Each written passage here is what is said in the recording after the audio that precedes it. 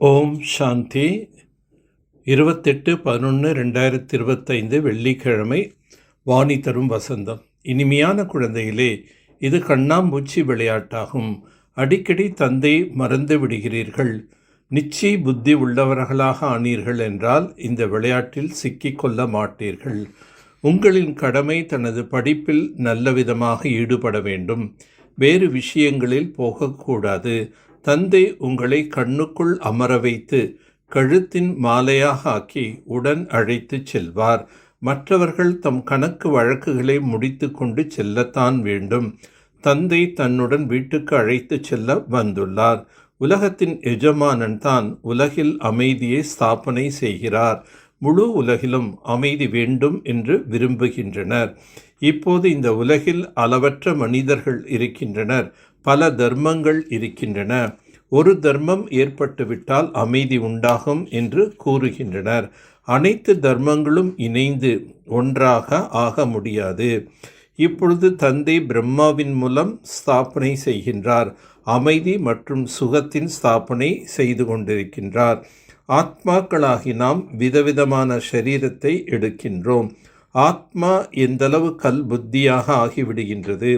கல் புத்தி மற்றும் தங்க புத்தி என்று பாரதத்தில்தான் பாடப்படுகின்றது. கல் புத்தி ராஜாக்களும் தங்க புத்தி ராஜாக்களும் இங்கேதான் இருக்கின்றனர்.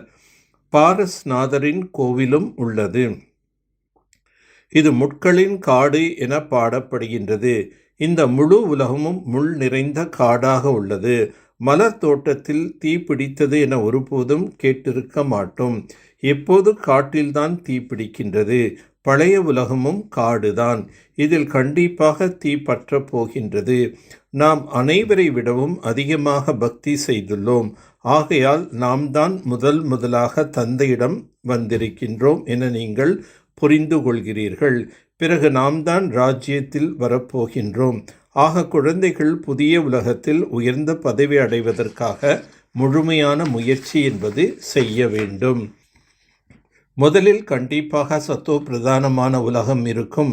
பிறகு பழைய தமோ பிரதான உலகமாக ஆகும். மனிதர்கள் கூட தமோ பிரதானமாக இருப்பார்கள் அல்லவா? இப்போது புதிய உலகிற்கான உங்களுடைய புதிய கணக்கு தொடங்குகின்றது. 21 பிறவிக்கான கணக்கை இப்போது நிரப்பிக்கொள்ள வேண்டும். தன்னை ஆத்மா என புரிந்து கொண்டு கேட்டுக்கொண்டிருக்கின்றீர்கள் என தந்தை குழந்தைகளுக்கு இப்போது புரிய வைக்கின்றார். ஆத்மா என புரிந்து கொண்டு கேட்டீர்கள் என்றால் குஷியும் இருக்கும். புதிய சிருஷ்டி கண்டிப்பாக பிரஜாபிதா பிரம்மாவின் மூலம் படைக்கப்படுகின்றது. இப்போது நமக்கு எல்லைக்கு அப்பாற்பட்ட தந்தை கிடைத்திருக்கின்றார்.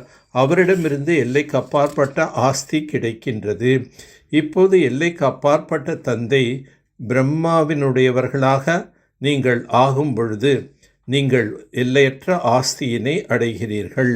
குழந்தைகளாக நமக்கு எல்லைக்கு அப்பாற்பட்ட சுகத்தை கொடுப்பதற்காக அவருடையவராக ஆகும்போது நாம் எல்லைக்கு அப்பாற்பட்ட ஆஸ்தியை அடைகின்றோம். பிரம்மாவின் மூலம் தாத்தாவின் ஆஸ்தி கிடைக்கின்றது. மனதின் வெற்றியே வெற்றி, மனதினால் தோல்வியே தோல்வி என்று பாடல் உள்ளது. உண்மையில் மாயின் மீது வெற்றி என்று சொல்ல வேண்டும். எப்படி இறப்போம், என்ன நடக்கும் போன்ற விஷயங்களில் நாம் ஏன் செல்ல வேண்டும்? இது இறுதி காலமாகும். அனைவரும் கணக்கு வழக்குகளை முடித்து கொண்டு திரும்பி சென்று விடுவார்கள். இது எல்லைக்கு அப்பாற்பட்ட நாடகத்தின் ரகசியம் குழந்தைகளாகிய உங்களுடைய புத்தியில் உள்ளது. நினைவின் யாத்திரையிலிருந்து உண்மையிலும் உண்மையான தீபாவளியை தினம்தோறும் கொண்டாட வேண்டும். 21 பிறவிகளுக்கு தமது புதிய கணக்கை சேமிக்க வேண்டும். நாடகத்தின் ரகசியத்தை புத்தியில் வைத்து படிப்பை தவிர வேறு எந்த விஷயத்திலும் போகக்கூடாது. அனைத்து கணக்கு வழக்குகளையும் முடிக்க வேண்டும். ஆன்மீக ஸ்திதியின் மூலம் வீணானவைகளின் சேமிப்பை அளிக்கக்கூடிய குஷியின் பொக்கிஷம் நிறைந்தவர் ஆகுக. ஆன்மீக ஸ்திதியின் மூலம் வீண் விஷயங்களின் சேமிப்பு அளித்து விடுங்கள். இல்லையெனில் ஒருவருக்கொருவரின் அவகுணங்களை வர்ணனை செய்து வியாதிக்கான வாயு மண்டலம் பரவிவிடும். இதனால் சூழ்நிலை சக்திசாலியாக உருவாகாது. உங்களிடம் அநேக ஆத்மாக்கள் அநேக உணர்வுகளுடன் வருவார்கள். ஆனால் உங்களிடமிருந்து சுப பாவனைக்கான விஷயங்கள் மட்டுமே எடுத்து செல்ல வேண்டும். எப்போது தன்னிடம் குஷிக்கான விஷயங்களின் சேமிப்பு இருக்குமோ அப்போதுதான் இது நடைபெறும். ஒருவேளை ஒருவர் மீது ஏதாவது வீண் விஷயங்கள் இருக்கின்றதெனில், எங்கு விஷயங்கள் இருக்கின்றதோ அங்கு தந்தை இருக்க மாட்டார், பாவம்தான் இருக்கும். நினைவு என்ற ஸ்விட்ச் ஆன் ஆகியிருந்தால் மூட் ஆஃப் ஆகாது. எந்த அளவுக்கு பிஸியாக இருப்பீர்களோ அந்த அளவுக்கு இடையிடையில் அஷரீரி விதேகி பயிற்சி செய்வது மிகவும் அவசியமாகும். பிறகு சேவையில் அவ்வப்பொழுது களைப்பு ஏற்படுவது, சில நேரம் தங்களுக்குள் பிரச்சனைகள் வந்துவிடுகின்றது போன்றவைகள் இருக்காது.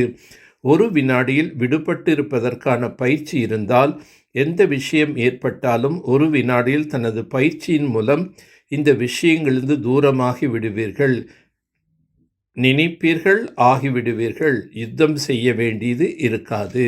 நல்லது. ஓம் சாந்தி. ஓம் சாந்தி. ஓம் சாந்தி.